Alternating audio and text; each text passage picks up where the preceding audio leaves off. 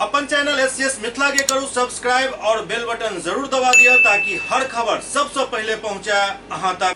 दरभंगा के city SP Shubham Arya cyber थाना के निरीक्षण केलन।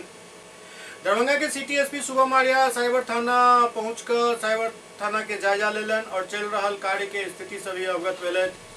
साइबर थाना के एक केस रजिस्टर्ड छल जाहिमे प्राथमिकी में दर्ज अभियुक्त के पूछताछ के लिए बुलायल गेल छल। पूछताछ करैत के बाद कार्रवाई हेतु न्यायालय के समर्पित कयल जायत। एहि दौरान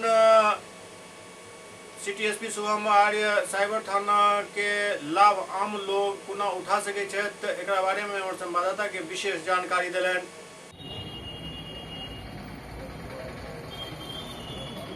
साइबर थाना दरभंगा में आए हैं, क्या कुछ यहाँ पे ये साइबर थाना में आने का एक बेसिक पर्पज़ जो हमारा आज था वो ये था कि एक जो केस रजिस्टर था साइबर थाना में उसमें मतलब प्राथमिकी अभियुक्त को हमने पूछताछ के लिए बुलाया गया। तो उसमें पूछताछ के हम लोग उसमें आगे कार्रवाई करने के लिए हम इसमें माननीय न्यायालय को समर्पित किया जाएगा। साइबर से संबंधित जो केस आते हैं किस तरह से जो लोग यहाँ इसका लाभ उठा सकेंगे, किस तरह से इसका निदान होना चाहिए?